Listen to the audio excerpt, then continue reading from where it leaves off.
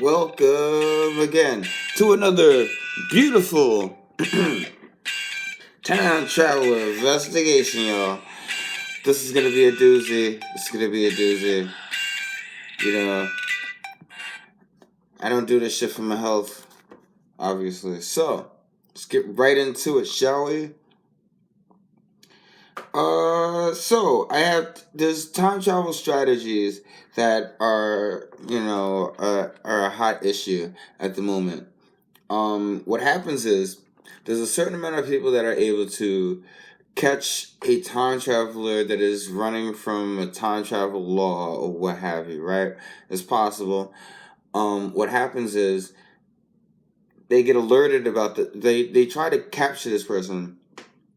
I mean, using whatever quantum computer they could get that could figure this stuff out. They figure out what time they went to. You can't exactly, if you were trying to catch a time traveler, right?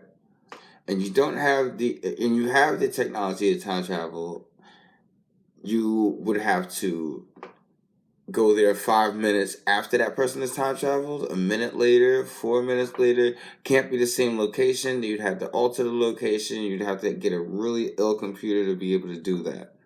So, with that said, yeah, we get to the whole thing of, the place and time. The place and time. So, if you're trying to catch them, you would have to go there like 5 minutes later or a minute or two later and stuff like that. And that's when things get really, really complicated and people get away with all kind of shit. You know what I mean? There's people all over the freaking atmosphere and dimensions of actual time travel.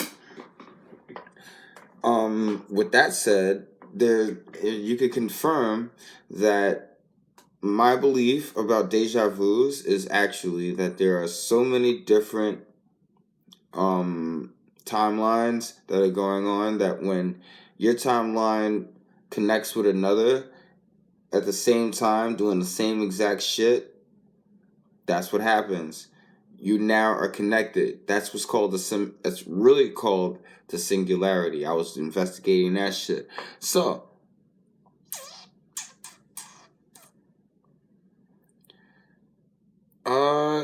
the thing with place and time is that, let's say you time travel to a certain year, a certain time, blah, blah, blah, blah, blah, right?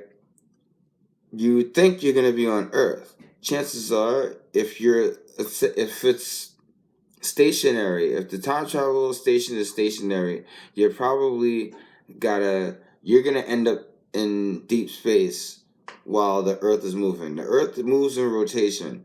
You got to be careful of what type of location. Let's put it this way. You time travel to the year blah blah blah, right? And the Earth is really here in that year, right? But you're here doing that time travel during that time travel calculation. All right, you're like way over here. So if you go to that year and the Earth is there when you time travel, you're not getting here. You're gonna still be here. So the Earth is still going over here. It's gonna keep going, but you're in deep space, pretty much. You're gonna be floating. It's not a good look. I believe that happens to a lot of these guys. You know what I mean? And it's like, I don't know. Like sometimes your calculations got to be really on point. Really, really on point.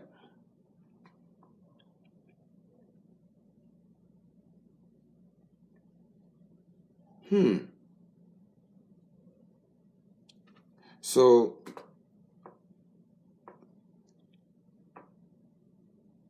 I'm gonna stop there, just because I know I'm gonna be mentioning some other stuff that I could have been bringing out for another thing. I'm gonna give a shout outs. Like the time travel thing started with me way back, way back. I was on the comedic shit. I was looking at Egyptian gods and stuff, and I figured out somebody that has the power to do it. It's Tahuti, aka Thoth. People know him as Thoth. He looks like a bird. not the other bird, but the ibis, and Amun definitely does it ridiculously. You know what I mean? Definitely. But those are the things I was into. So I was sitting there like, I wonder.